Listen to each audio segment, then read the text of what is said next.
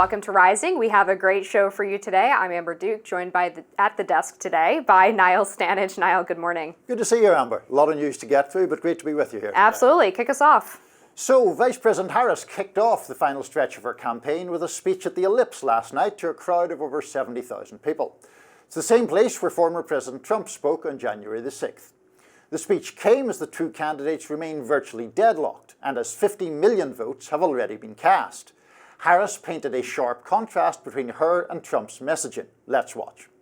And the fact that someone disagrees with us does not make them the enemy within. Harris also tried to do damage control on her immigration policies. Let's watch. Politicians have got to stop treating immigration as an issue to scare up votes in an election. And instead treat it as the serious challenge that it is that we must finally come together to solve. I will work with Democrats and Republicans to sign into law the border security bill that Donald Trump killed.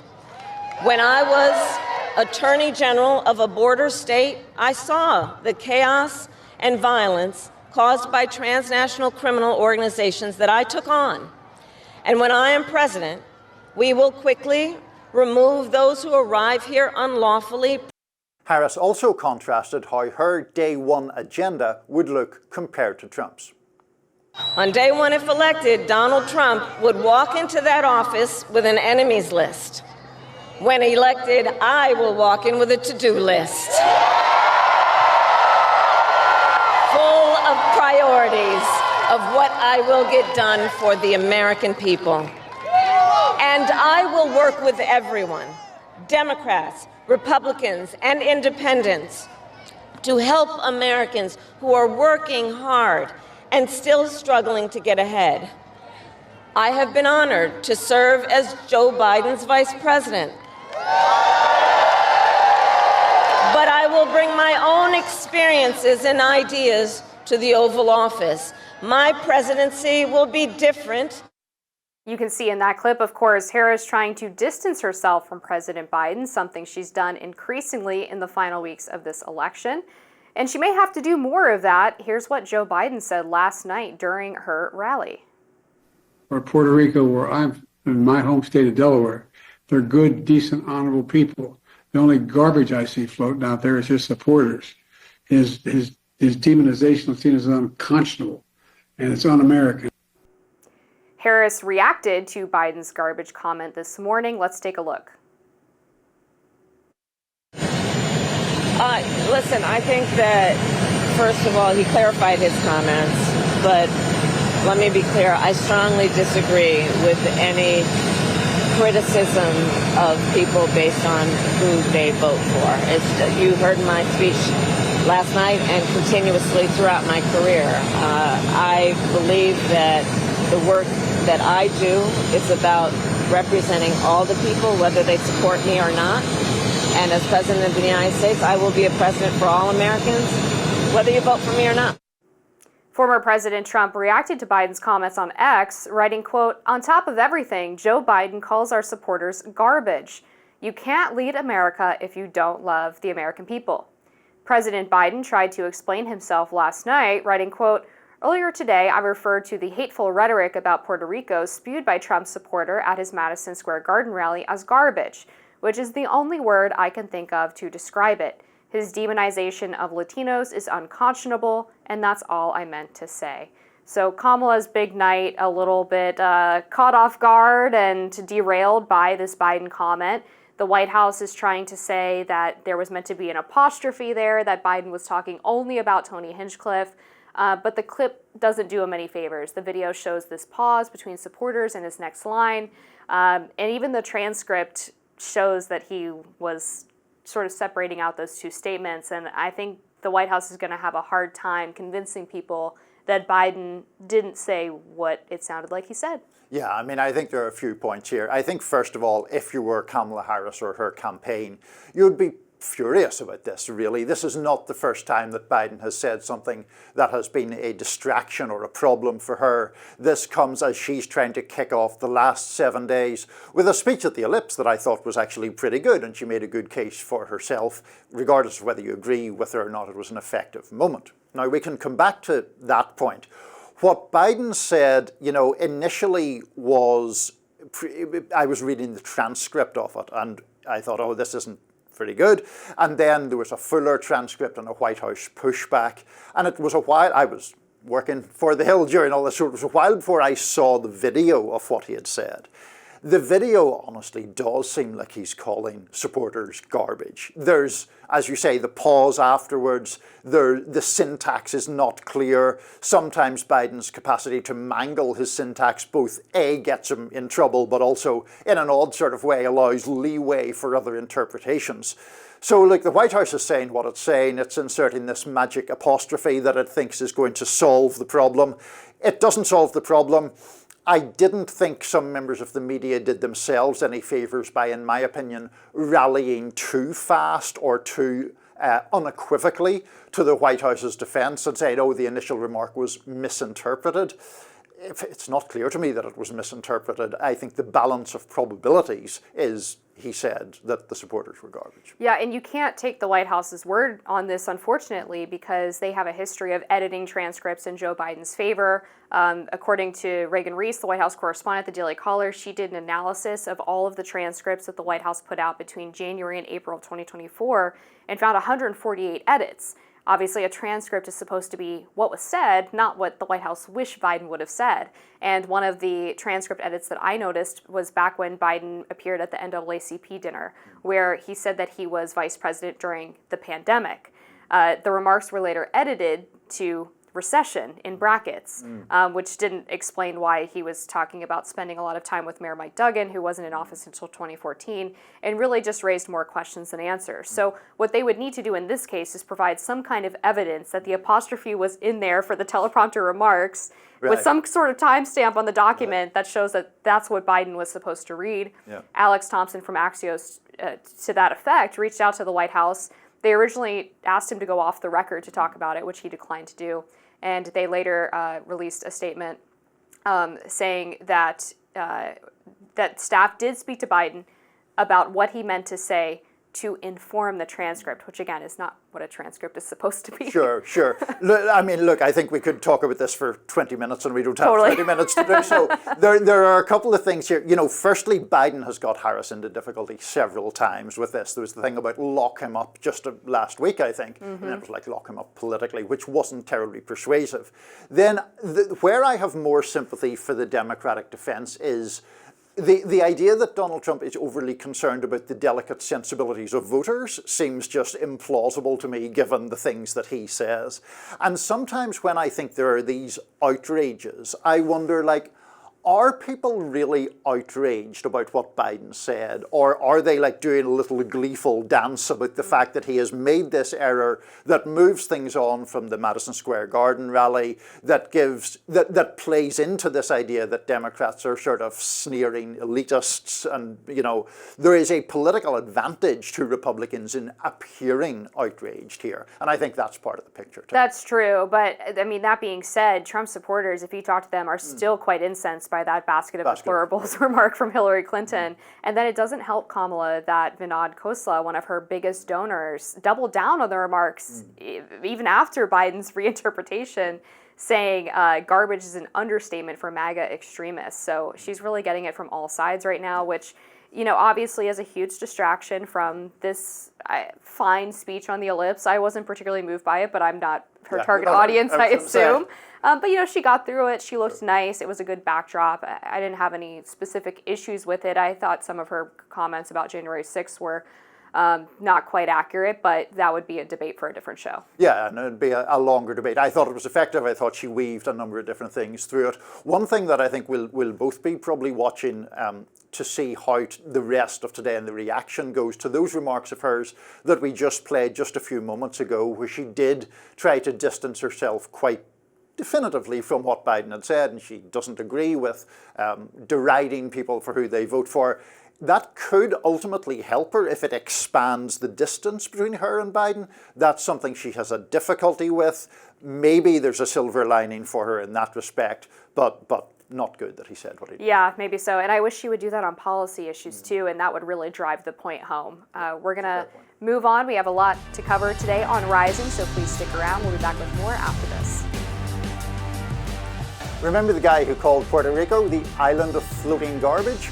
That so-called joke has rattled the Trump campaign and ignited the ire of many prominent Puerto Ricans. Well, an unexpected person thinks that comedian Tony Hinchcliffe is funny.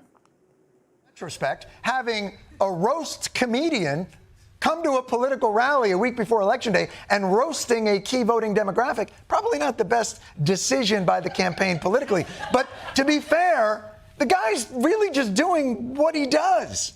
I mean, bringing him to a rally and have him not do roast jokes, that'd be like bringing Beyonce to a rally and not have... Oh. So, I mean, that was certainly unexpected coming from Jon Stewart, of all people. He does buck the Liberal line in some respect. I have previously thought he was right to buck the Liberal line. I think he's wrong here. I didn't like the joke and I thought it was a racist joke. But, I mean, I guess he's making the point that Hinchcliffe is, as he put it, a roast comedian. You know what you're going to get. I didn't see the Jon segment in full, so I don't know if he was making the argument that the Trump campaign were wrong to get him to do that in the first place. But, you know, it's an interesting debate, I guess. Yeah, and that's kind of the insinuation, right, is that it's not really on the comedian or the joke or even that he did something wrong by saying that joke at the rally, but that maybe it was on the Trump campaign for inviting him and not thinking about what it is that he does. I mean, if you go back to his roast of Tom Brady, there were jokes that were far and away that could be considered more offensive or racist than anything he said during this Trump political rally. And I think the larger point here is, regardless of whether or not you found the joke funny, clearly the people at the rally didn't really find it funny because the guy basically bombed his entire set, and then the Trump campaign immediately distanced itself from it, which they very rarely do. Regardless of whether or not you find it funny, this was a distraction from what could have been a really successful political event, and has been basically suffocating the news cycle until we get to Biden's gaffe last evening. Well, so that's the thing. So we now have had two events, one from each candidate, where they were about to have what was supposed to be a big success, and their own side, in a sense, has messed it up. Trump was going to go to Madison Square Garden, heart of New York City, a very legendary venue. Yes, there were people talking about, other events in the 1930s, which I thought was an overextended analogy, to put it mildly. But the point is there that, there's this supposedly celebratory Trump event that is intended to push him into the last week of the campaign, and it's undercut by this comedian making what I thought was a racist joke. Other people don't think it was a racist joke. The controversy over whether it was a racist joke or not consumes, as you say, 2 days. Then Kamala Harris has her big moment at the Ellipse, seems to go well on its surface, and Biden messes her up with his remark. So it is kind of bizarre in that respect. I do wonder, I mean, do you think, in the case of Hinchcliffe, so not only Trump, but the Trump sort of movement likes to be, I guess, anti-establishment, kind of sticking a finger up against orthodoxy and all of that. Do you think that can sort of blow up in their face because it sort of feeds into like hiring people like him to do comedy? Maybe. I mean, in this case, you could make that argument, but I think generally because the trust in institutions and specifically the mainstream media is so low that the benefits outweigh the potential drawbacks, because people like to see Trump as the outsider candidate, and he didn't really have that benefit in 2020, obviously, which I think hurt him in a lot of ways. And now he's able to be the outsider again. Not only is he not in political office, but he's also fighting against multiple indictments that his supporters view as politically motivated from the DOJ. You have him aligning with people who were not traditionally Republicans, like Tulsi Gabbard and Robert F. Kennedy Jr. And then he's doing all of these podcasts that are independent podcasts, like Theo Vaughn, like Joe Rogan. J.D. Vance was on Tim Dillon this past week and is also set to appear on Joe Rogan.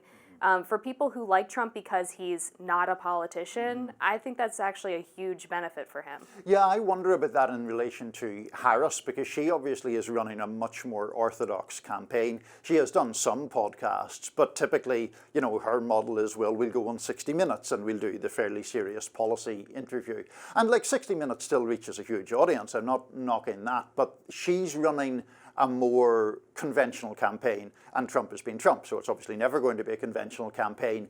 And the polls appear deadlocked, but I wonder, is it more difficult for her as an incumbent vice president to really connect with people who do feel disaffected in some way, because you look at too much like the inside camp? That's a good point, and one of the things that she's struggling with is that there are a lot of disaffected Democrats that she's trying to reach, and her campaign has talked about that strategy, getting both disaffected Democrats, I mean particularly the uncommitted voters from the primary, and then also Republicans who don't like Trump. And the question is, okay, well, the Republicans who don't like Trump typically don't like him because they prefer the establishment wing of the party. But the disaffected Democrats are the opposite, right? They tend to be progressives who are unhappy with the state of the Biden administration, particularly its policy on Israel. So I think she kind of finds herself between a rock and a hard place there. Right, and she hasn't really found a way to thread that needle at all, I don't think. In relation to, you know, Jon Stewart, I mean, firstly, the capacity to say something unusual, I think, is good in the current media environment, and he did do that way back. Remember, there was the famous one where he was mocking people who were mocking the Chinese explanation or the Wuhan explanation for COVID. That's right. And he was saying about, you know, an explosion in Hershey, Pennsylvania and chocolate and all that. So he seems able to sort of buck that trend in a way that doesn't get him cancelled, but also doesn't really show him leaning more into a sort of conservative position. I mean, I think that's quite unusual in this day and age. Yeah, it's him and Bill Maher are basically the only ones who have really done that, especially out of the quote-unquote late-night comics, and I think it's refreshing. I mean, I watch Bill Maher pretty much every Friday because it's unexpected, right? I don't know what he's going to say, and that's why I think some of the endorsements that the Harris campaign has been leaning on are not particularly effective because it's from people who are traditionally Democrats, right? It's like, okay, well, we know Beyonce's voting for the Democrat. Sure, she's going to go to a rally and get the base motivated, but is she helping Kamala really bring in new voters? I'm not sure that's the case. I hope you're not going to be insulting Bruce Springsteen, Amber. I might have to take some issues now if that well, happens. It's funny you bring that up because I have been a Bruce Springsteen hater since long before he was an out Democrat. I shall be slapping my papers down in disgust at this point. I know it's solely about his music, but maybe our commenters have strong views on the Springsteen. I know the entire comment base is going to turn on me right after that. Going to be pro or anti-Springsteen. Well, we will have politics and perhaps not so much music in later segments, but stick with us. More coming up in Rising Sun. Texas Governor Greg Abbott might have thought that he had the last laugh when he bussed tens of thousands of migrants from his state to New York City. But the Big Apple's Mayor, Eric Adams, might have one-upped him. Adams is sending 4,500 arrivals back to the Lone Star State. Adams' office has issued one-way bus and plane tickets to Texas through a voluntary program that transfers asylum seekers out of the city. For context, Abbott devised a plan in 2022 to deal with the influx of migrants from the southern border. He bussed over 45,000 undocumented people to New York City. Since then, the city has been overwhelmed by over 200,000 migrant arrivals. At the peak of New York City's migrant crisis, the city was taking in 4,000 migrants per week, prompting Adams to force hotels like the Roosevelt to shelter arrivals. Adams is also returning migrants to Illinois, Florida, and Colorado. Abbott's office blasted Adams' move and the Biden administration, saying, quote, hypocritical Mayor Adams said busing migrants is morally bankrupt, while Harris called transporting migrants political theater, and they're doing the same thing themselves. Until border czar Harris steps up and does her job to secure the border, Texas will continue utilizing every tool and strategy to respond to the Biden-Harris border crisis. Abbott's plan strong-armed blue cities to turn their attention to immigration, and it caught Florida Republican Governor Ron DeSantis' eye, too. In the same year, he sent migrants up the East Coast to Martha's Vineyard. I guess turnabout's fair play. In this case, Mayor Eric Adams sending about 4,500 migrants back to Texas through this voluntary program. And I think Governor Abbott has a point, right? You accused me of playing politics when I sent migrants to you. Now you're sending them back, and is that not playing politics too? Well, I mean, I guess is really a legitimate question. Abbott was pretty clear, I think, when he started his program in 2022, that he was intending to dramatize the issue and to specifically send migrants to sanctuary cities, because Abbott's argument was those policies act as a magnet for illegal migration, therefore they should deal with the consequences of it. Now, I do wonder if that's a little different to what Adams is doing in one respect, which is he is basically saying there are so many migrants now in New York City, it's costing us a vast sum of money to deal with them. There are all sorts of other stretches and strains to do with that. If people want to go elsewhere, they should do that, and giving them a one-way ticket. I'm not sure that's quite plain politics in the same way. I guess it's fair to say, though, that Texas had a similar scenario where they felt like they were dealing with the bulk of the burden of dealing with the illegal migration crisis and having to spend their citizens' taxpayer dollars trying to house these people, feed them, etc. And it's kind of ironic now that Mayor Adams, I mean, even after the first 10,000 migrants came from Texas, threw up his hands and said, hold on, we're in the middle of a crisis. And Texas is sitting here saying, well, yeah, we've been dealing with this for the past 20 years. I mean, welcome to our world. I think it's also related to that, sort of worth stressing that New York City has an unusual rule, which isn't the case with any other city, which is that it is legally obligated to provide shelter to anybody who arrives there. And there has been some argument about changing that law because of the obvious consequences when you have busloads of people arriving. There were also arguments and procedures that New York put in place to try to lessen the disruption of the actual arrival itself. Like there were buses arriving in the middle of the night and at weekends, and Adams outlawed that and said you can't do that. The argument, I think, was Texas chartering buses and getting them to arrive at times to dramatize the issue, much as they did here in DC when, you remember, they took them to Kamala Harris's house, and it was like or official residence, I should say. But still, it was clearly intended to make a political point. Whereas I think Adams is trying to deal with a genuinely difficult issue in a way that is, just as best he can, basically. It is interesting to me, though, that this is sort of one of his solutions to the crisis, and he's been asking the Biden administration for more money, but he hasn't been as vocal as about changing policies. I mean, to your point about this forced housing policy that New York has, they've also been given food vouchers, work visas, free or reduced childcare, free education, twice monthly cash assistance, and other public benefits. That is a magnet for these people to come. And if New York and New Yorkers in particular, people who are telling Mayor Adams, hey, this is too much for us, why are you not looking at those things as opposed to just trying to dump them off somewhere else? And I think it's telling, too, that the migrants like to go to New York because of these programs when you only have 4,500 opting into the program to go back to Texas. Yeah, I mean, I think the interesting point also about the magnet argument is, as I was researching this,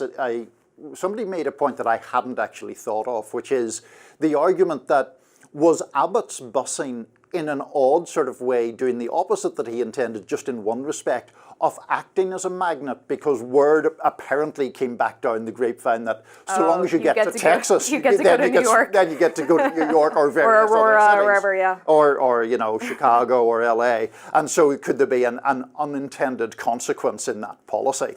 But look, I mean, at risk of stating the completely obvious, migration is a very complicated issue. It gets demagogued a lot. It's interesting that the numbers in New York are now dropping and the shelter system is under less pressure. Obviously, there was a lot of pressure on Adams from working class New Yorkers because the cost of dealing with the migrant arrivals was enormous. It was in the billions, if I recall correctly. Yeah, and actually the New York Post just did a report, not just on New York City, but the entire U.S. of the cost of migration in 2023.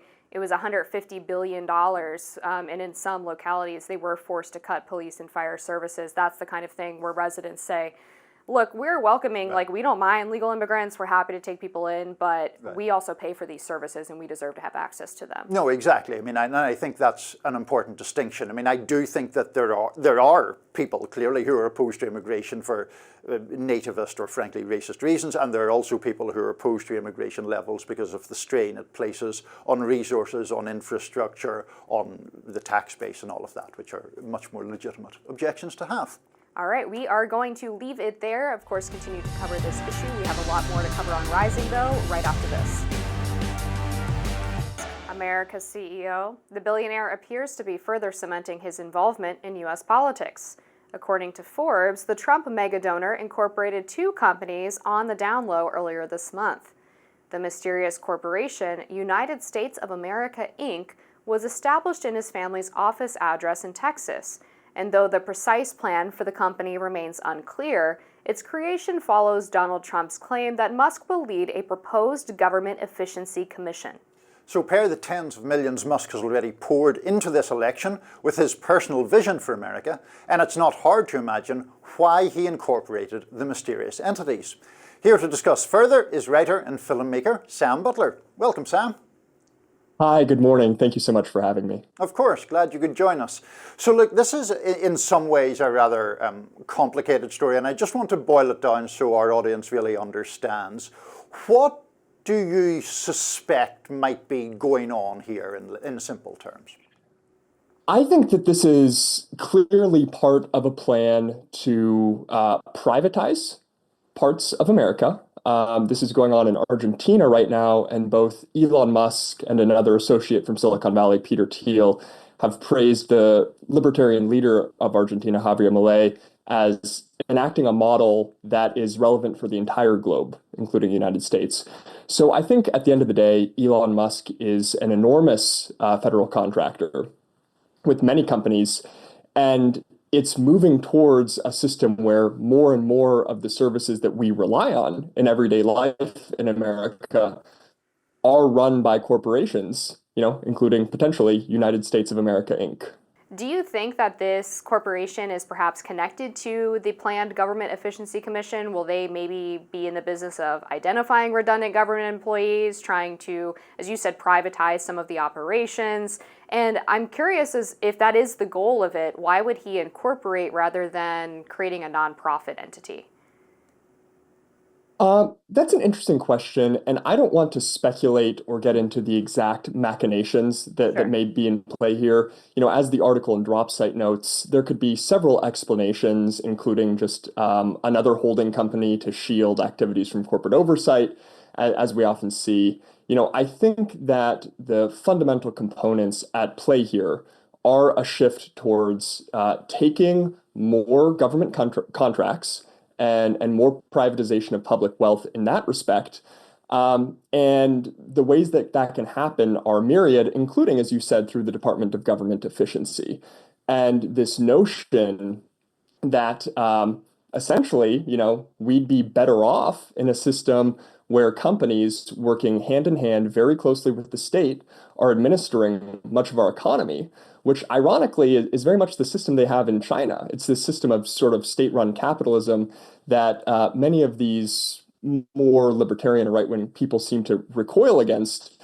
But in actuality, kind of China is the model that pioneered this. And in many senses, the corporations that want a really outsized influence in the government and with those contracts in America are trying to do the same thing. So do you think that Elon Musk and former President Trump do have a specific aim in mind? Do you think there's an objective that they're trying to achieve here, even if it is a covert objective? Well, I think there was great reporting from the New York Times at the beginning of last week, which was talking about Elon Musk's role in a potential second Trump administration would have him being able to regulate the regulators that are supposed to be in charge of his companies and who are supposed to be basically saying, we need any contracts with the United States to be working in the public interest. And I think here Lina Khan's role with the FCC comes into play, being an excellent example of how impactful good regulators can be for our daily lives as Americans, as consumers, as workers. And, the more simple and unglamorous speculation is basically that Elon Musk would like a role in the second Trump administration to be able to eliminate that regulatory oversight and have more wherewithal to, do what he wishes, including one example cited is taking rural broadband subsidies, a billion in subsidies for his company, and then instead of implementing that in rural places, actually putting it in places like airports, right, and things that are completely unrelated to the taxpayer expenditure there. So, and then we could go from here into speculation about deeper machinations. I think the really clear point is we're seeing this shift towards a more corporate vision of America, as we see in special economic zones already today in the United States, but most prominently in Asia, Hong Kong, Taiwan, led by China. And in some of these places, like Hong Kong, some of these people like Peter Thiel will often point to this as the example. You have a state where corporations literally do the voting for the elected representatives, where, the residents of the nation, the workers, they only get to vote for 22% of their legislature. The rest of the votes literally belong to corporations and special interest groups. And when it comes to their chief executive, only the most powerful and wealthiest 0.02% of the nation or of the state or the zone of Hong Kong actually gets a vote. And so I think this is more of the direction we can say that, Elon Musk, Trump, J.D. Vance, who was backed by Peter Thiel and many of these Silicon Valley elites, this is the direction they would like to see things go. So my one pushback would be that we have seen some benefits to privatization of various government services and also the ineptitude of government, right? I mean, the Biden administration had this EV charger program that spent billions of dollars to basically put up a dozen EV chargers. They have the rural connectivity program for rural Americans to get access to internet, which apparently hasn't connected anybody. So I guess the question would be, are there not trade-offs, right, where some things are better managed by private companies with government oversight as opposed to keeping those things housed within a bureaucracy? Yeah, I think that's a great question, Amber. And we do see examples of this. And there's, these types of special corporate economic zones have been implemented in different ways all across the world. And, in some cases, it's sort of more putting the control or the subsidies towards the public interest in kind of a more grounded way. As an example, some communities or some municipalities which subsidize land or property acquisition to rehabilitate vacant buildings. And in particular, they'll make it available to, future homeowners in that municipality or community land trusts for a very low price. We could say this is a similar machination, but I think it's more clearly and logically in the public interest. So there's a lot of things that we can do economically. And I think the question at the end of the day with one of these policies is this taking the public wealth that we already have? Is this taking the taxpayer money? And is this reinvesting it to build more public wealth? Or is it actually sort of more of a corrupt handoff to corporations, investors, private interests? And, one really clear way we can see this playing out is actually in California. And the news that California is going to bail out the very wealthy homeowners who purchased homes and properties that are kind of going into the sea right now because of climate change. These people certainly knew the risks, right? These are very, very wealthy people in the first place. But now what California is doing is they are directly taking taxpayer and worker money to buy out those failing houses and properties and saving those wealthy homeowners. So I think that is an example of not taking our public wealth and putting it towards the public interest. It's taking our public wealth and putting it towards private interests. And for any one of these cases, there could be situations where non-governmental entities do manage things better than the government or the bureaucracy itself. And it all comes down to what is the intent of the program and if it really is in the public interest. Mm-hmm. Sam Butler, great conversation. A lot of big questions that we could spend more time on, but we don't have that time right now. Thanks for joining us on Rising. Thank you so much. Unions at times have wielded incredible power. Now Chicago has become a petri dish of what could be. Let's go back a few years. With the support of longtime resident Barack Obama, who was in the White House at the time, and his close ally Rahm Emanuel, then in the mayor's office, the city turned away from policies favoured by teachers' unions and toward policies meant to provide families with choices and accountability, such as charter schools and school grading systems based on student test scores. Now, those differences were, of course, controversial in themselves. Now Chicago is trying something new.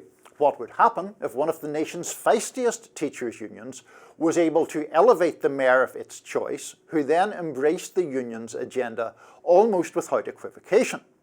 The district's 300,000 students have demonstrated unusually strong recovery from pandemic-era learning loss in reading, and more students than ever are enrolling in college-level courses.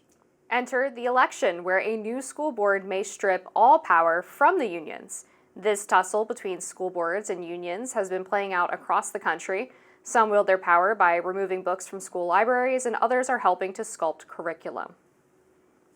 Well, here we go. It's a whole other realm here, because the entire school board in Chicago has resigned. Apparently, as I understand it, at Brandon Johnson's behest here, right?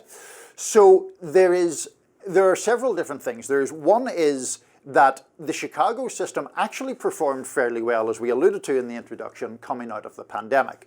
But one of the reasons for that was they used COVID funds to increase staffing and do various other things. That money now isn't there. So Brandon Johnson is proposing a $300 million high-interest loan, and the school board balked at that.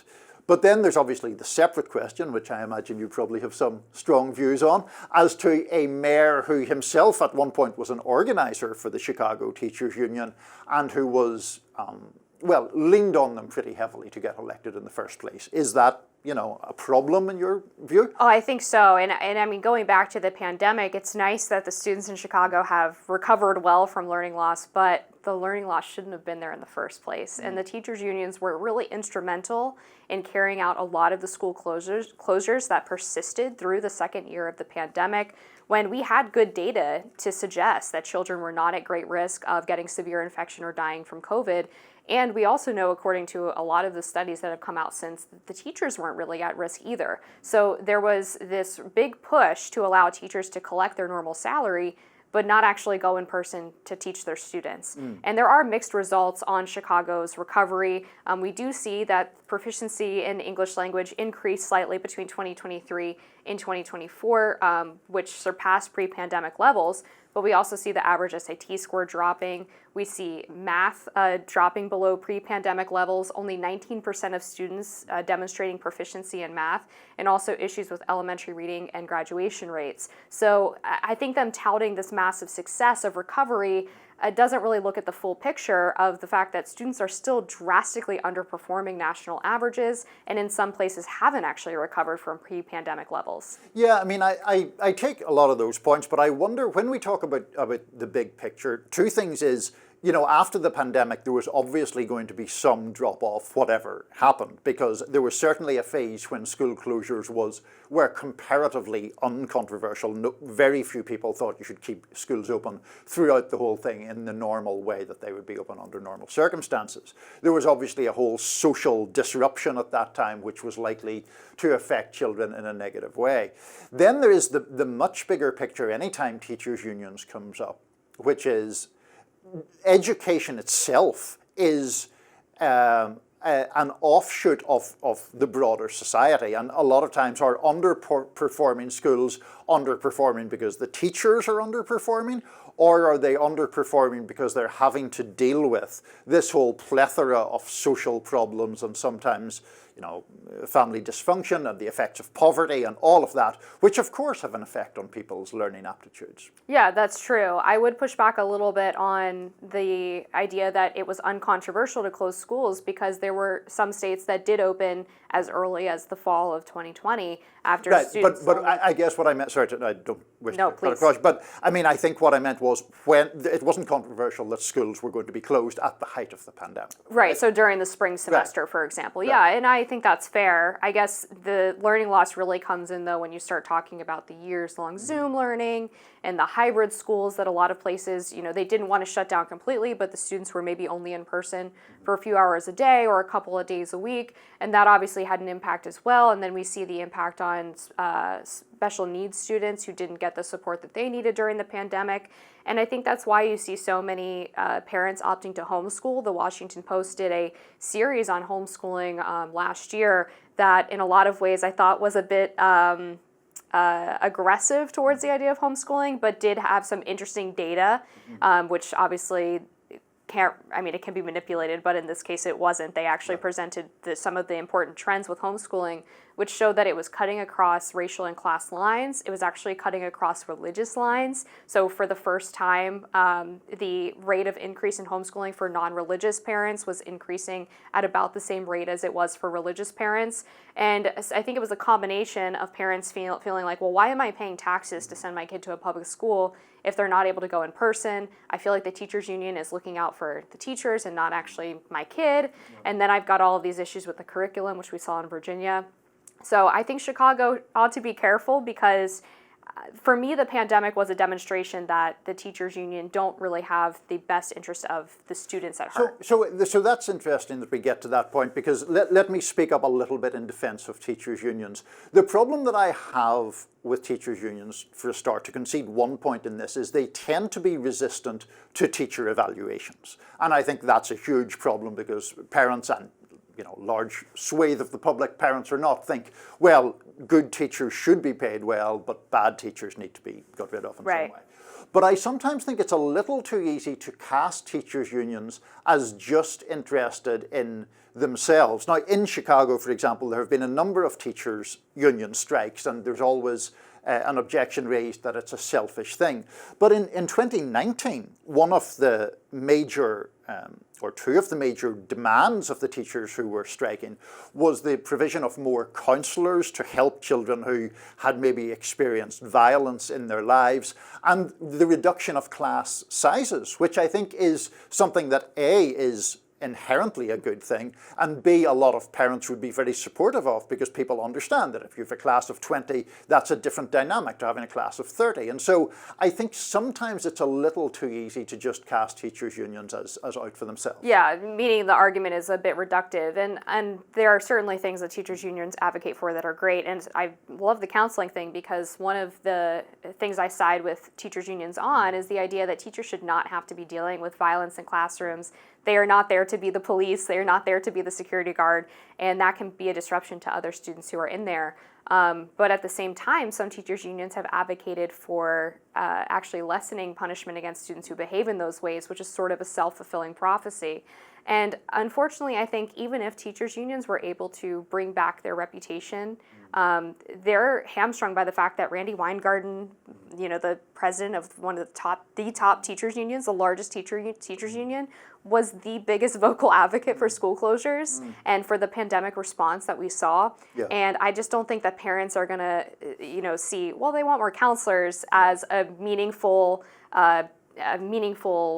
argument against, well, the teachers' unions hurt my kid during the pandemic. That's the struggle. Absolutely. Well, that debate about teachers' unions will go on in Chicago and elsewhere, but we have a lot more topics to talk about on Rising right after this. We're 6 days out from Election Day, and there are already questions surrounding election integrity, but also the right of people to vote. To start, in Virginia, Governor Glenn Youngkin instituted a voter removal program based on a 2006 state law that removes non-citizens ineligible to vote. Roughly 1,600 alleged non-citizens, were removed from Virginia's voter rolls before a lower court restored their voting rights. 26 attorneys general joined Virginia on Monday in urging the Supreme Court to halt the lower court's decision. And the Supreme Court just ruled 6-3 to allow Virginia to remove those alleged non-citizens from its voter rolls. Elon Musk reacted to the news on X earlier, writing, quote, "How insane is it that the Biden-Harris administration is suing states to keep non-citizens on their voter rolls?" Meanwhile, hundreds of ballots were destroyed by fires this week at 2 ballot drop boxes in the Pacific Northwest. Investigators are still searching for the culprit they claim is responsible for both.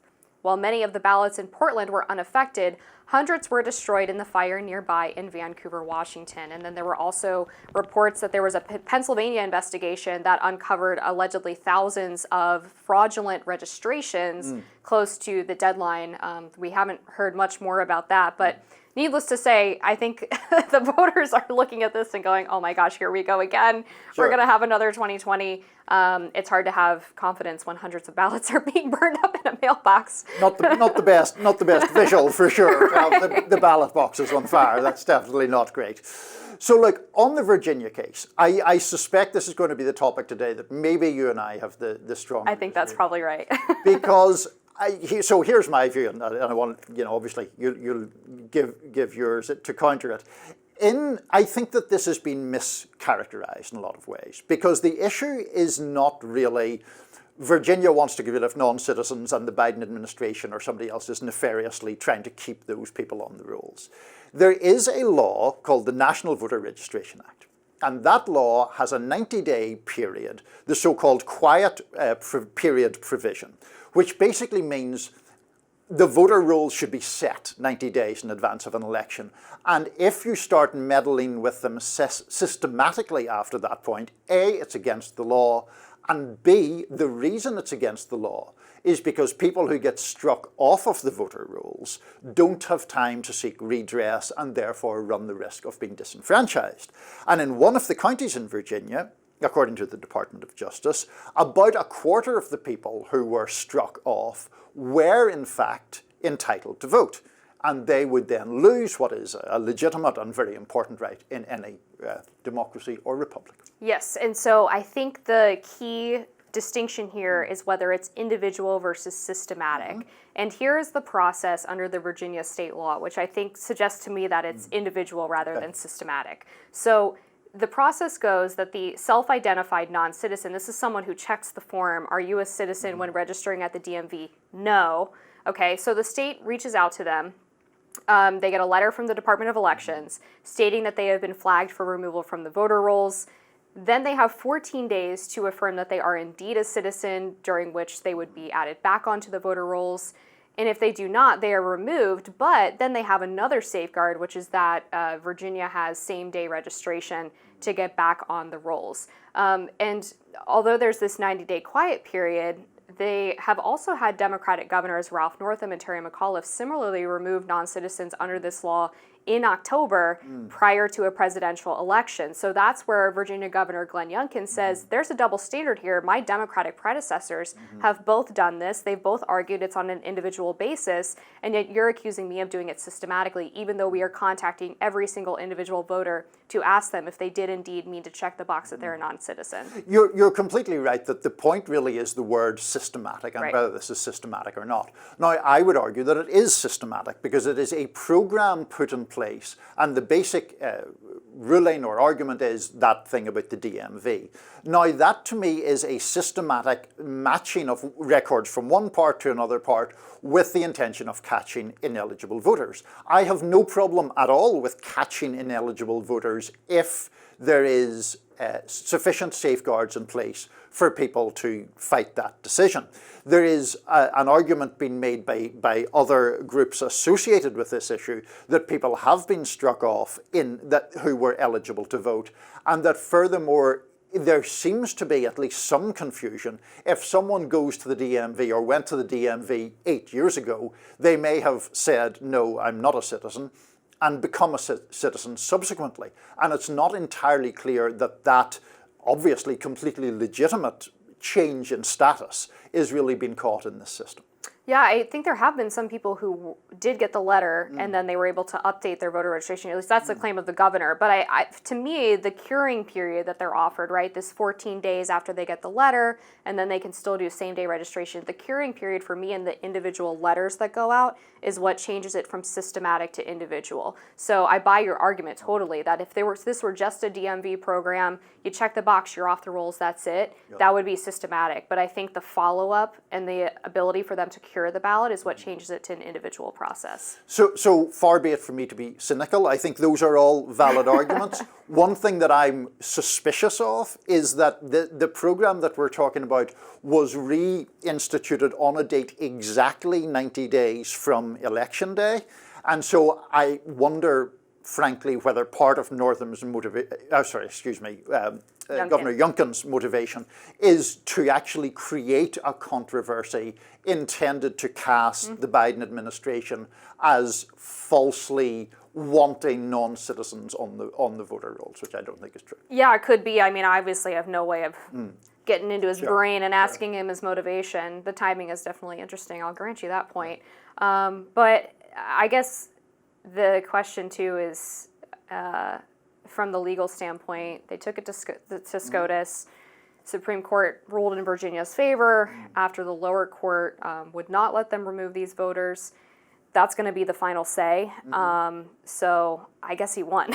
Yeah, exactly. I guess those voters are out of So I guess our legal opinions don't really matter. Exactly. Well, it's good to have the argument. I know, we're not totally. going to carry the day in the Commonwealth of Virginia. Absolutely. Well, yeah, I'm sure he's celebrating right now, as is Elon Musk apparently. So Sure.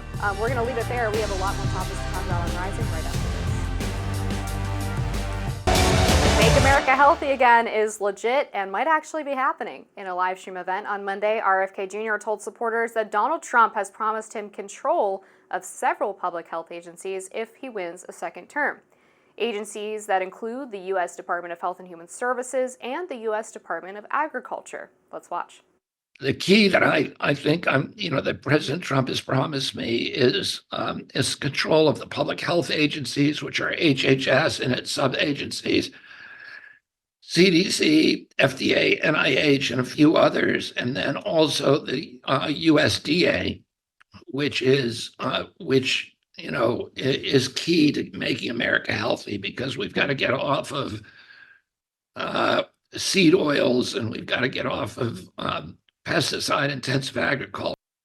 During a rally at Madison Square Garden on Sunday, controversial for other reasons, Trump also said that he would let RFK Jr., quote, go wild on food and medicine. Let's watch. Robert F. Kennedy cares more about human beings and health and the environment than anybody. And he's going to be absolutely, having him is such a great honor. I've been friends of his for a long time. And I'm going to let him go wild on health. I'm going to let him go wild on the food. I'm going to let him go wild on medicines. The only thing I don't think I'm going to let him even get near is the liquid gold that we have under our feet. RFK Jr. has a long history of spreading vaccine misinformation. In 2022, he was banned by Meta for spreading misinformation. He also promoted false claims about vaccine links to autism and compared the vaccine mandate to Nazi Germany.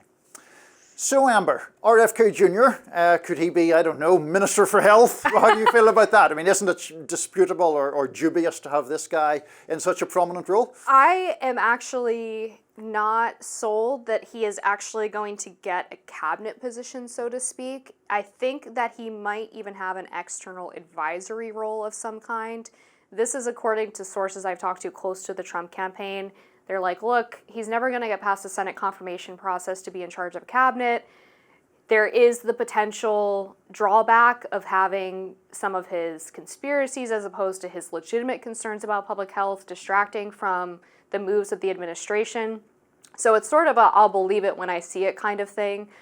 Based on my understanding and the conversations that I've had with people close to the campaign, again, they're kind of like, look, he has a lot, that's great. We appreciate his skepticism of a lot of the bureaucracy related to health, his skepticism of the COVID vaccines, and certainly the over-processed foods and things of that nature. But we also recognize that he has a problematic history on non-COVID vaccines and his comments about those that we probably don't want directly associated with the admin. Yeah, and I mean, I think the non-COVID vaccines is, in a way, is the bigger issue with Kennedy.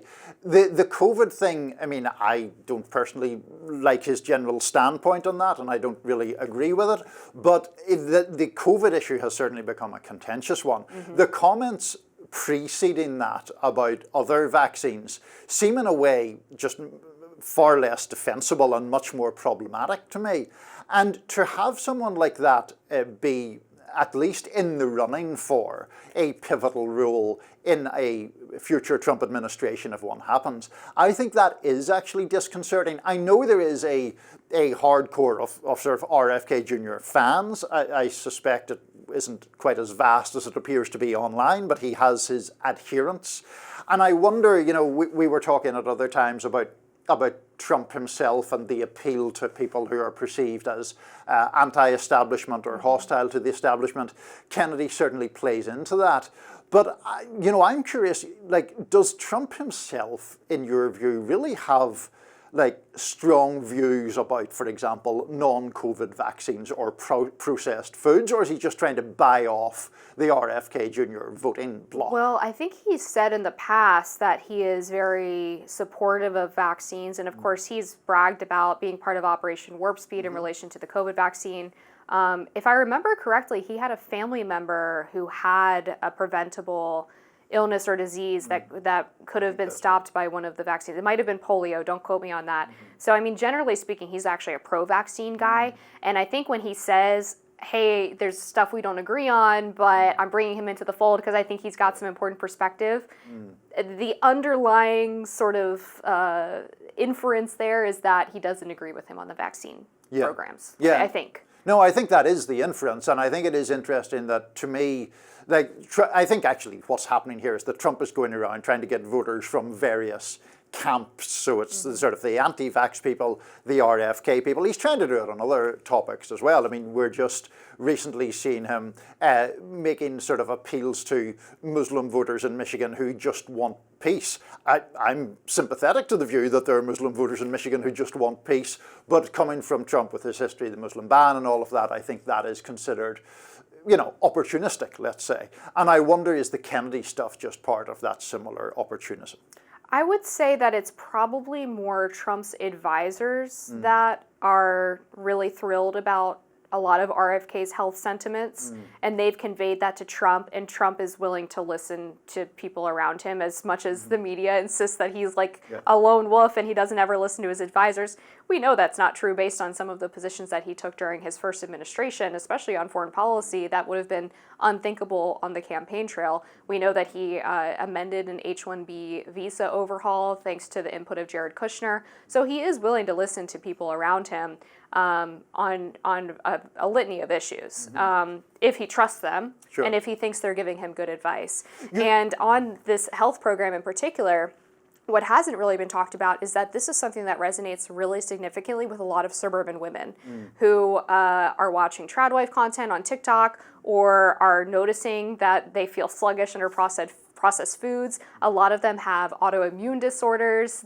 or chronic illness, and they feel like RFK is one of the few people that is actually taking their concerns seriously. We also see women suffering from higher rates of depression and anxiety than ever before, while we have higher SSRI prescriptions than ever before, and that's another issue that RFK has been taking care to tackle, alongside J.D. Vance, by the way, who has this personal history with the opioid crisis. So I think those two are kind of two peas in a pod in some ways as well. Yeah, and while I'm skeptical of Kennedy in a whole range of ways, I do think the processed foods issue, for example, is something that a lot of people have genuine concerns about. Just on the politics of it, Amber, I mean, you would have more insight than I would into the sort of conservative world generally. Do you think that Kennedy, like, has he brought new voters to Trump? Like, by backing Trump, has he increased Trump's popularity in any way, do you think? This is totally speculative, but I'll just provide an anecdote. So a friend of mine, Alex Clark, runs a podcast that used to be called Poplitics, and she actually changed it to, I think it's called Culture Apothecary. And it's because all of her episodes where she had on health experts or sort of like crunchy people did exceptionally well, and her audience kept telling her, like, hey, I'm a liberal or I'm a conservative. I've never thought about this before. I love this. Please do more of this. So she changed the entire tenor of her podcast. It's got hundreds of thousands of subscribers, and she was invited to one of these events with RFK along with some of the guests who have been on her podcast. And these are not people who would be considered traditional conservatives. So just watching that movement kind of happen, I think there is a legitimate political realignment of the crunchy hippie left with the sort of trad right and identifying this common ground on health issues. Yeah, no, I think there is. I think there's genuine realignments going on in all sorts of interesting ways in American politics, and those are definitely things to keep an eye on. And we're one of the few shows that covers them, so please, Exactly. please stick around. We're going to cover more here on Rising right after this. Former presidential candidate Nikki Haley joined Fox News' Bret Baier, where she said that Trump's campaign needed to end the bromance strategy they've got going on. Let's watch. The Associated Press says as Democrats court Haley supporters, the former UN ambassador is still waiting to hear from Trump. When was the last time you talked to the former president? Last time I talked to him was back in June. So are you surprised that you haven't been deployed out to campaign, or have you volunteered to go out and campaign for him directly? I mean, they're very aware that we're on standby. They know that we would be there to help. I've helped with some fundraising letters and text messages and those types of things. So we've done that. But look, we're on the same team. It is their campaign's decision on what he needs in these last final days. It does not bother me at all. I think they need to do what they need to do to get across the finish line. I just think that they need to focus primarily on who it is they're talking to. You've got Americans who are absolutely going to vote for Trump. You've got Americans who are absolutely not going to vote for Trump. And then you've got a percentage in the middle who like Trump policies but don't like his style. That is what they need to focus on. So when you look at these things, it has got to be a story of addition. This is not a time to have anyone criticize Puerto Rico or Latinos. This is not a time for them to get overly masculine with this bromance thing that they've got going. 53% of the electorate are women. Women will vote. They care about how they're being talked to. And Haley's advice didn't end there. Take a look. They need to go and tell Puerto Ricans how much, they do value them. They need to tell Latinos that, but they also need to look at how they're talking about women. I mean, this bromance and this masculinity stuff, I mean, it borders on edgy to the point that it's going to make women uncomfortable. You've got affiliated PACs that are doing commercials about calling Kamala the C word, or you had speakers at Madison Square Gardens, referring to her and her pimps. That is not the way to win women. That is not the way to win people who are concerned about Trump's style. This is a time to talk about the economy. This is the time to talk about immigration. This is the time to talk about national security. And this is the time to talk about Kamala Harris. Well, Amber, you're the conservative woman in attendance here. Does she have a point? Is it off-putting perhaps to people who are undecided, female voters in the suburbs, to have this quote-unquote bromance strategy happening? I mean, maybe. I obviously don't really speak for them. And I think one interesting part of this gender gap is that I've always said it's less of a gender gap and more of a lifestyle gap, where you see married women tend to be more Republican, unmarried women tend to be more liberal. And maybe there are some suburban married women who are undecided that these comments, they don't love those. Trump is obviously cognizant of this. He did the town hall for women with Harris Faulkner at Fox News fairly recently. But I think on the flip side, the Kamala Harris campaign is also concerned about their message with men, right? We've seen them trying to make distinct appeals to men in the past few weeks. And the question is, when you look at this polling from Quinnipiac University, you have Kamala Harris with an average of a 17 to 20 point gap with women in swing states. And then you have Trump with an average 20 to 25 point gap with male voters. So we know that female voters tend to be more reliable voters. They tend to have greater enthusiasm for going to the polls. So the ultimate question is, does Trump's slight edge with men over Kamala's edge with women give him enough of an advantage that the higher turnout for female voters isn't going to matter as much? Yeah, and I mean, I do think that the sheer scale of that schism you pointed out in the Quinnipiac polling is very, very striking. We are accustomed to female voters preferring Democrats and male voters preferring Republicans. But the issue of there being like a 20-point deficits either side is very unusual. Now, some of that may well be policy, some of that may be cultural. But I do wonder the way Trump tends to speak about women, calling Kamala Harris a low IQ individual, the fact of the Madison Square Garden rally having so much sort of, what would even be the word, kind of crude machismo to it in some parts. I do suspect that that has to be off-putting to some women. Yes, of course, there's the abortion issue that plays into this in a big way. Of course, there are other issues with men feeling perhaps a sense of grievance, rightly or wrongly, about society, a society that they perceive to be less welcoming of them or less hospitable to them. But I mean, it seems to me that Trump's tone has to be a part of this picture, no? And maybe they're banking on the fact that women who have a problem with his tone and his rhetoric are probably already not going to vote for him, Maybe. even if they say that they're undecided. Maybe that's part of the political calculation. I don't know. Again, I mean, going back to the flip side of this, the Kamala Harris campaign feels like they need to do better with men on the opposite side. And some of their attempts to do so have similarly fallen flat. When Trump tries to talk about abortion, people say they don't really trust him.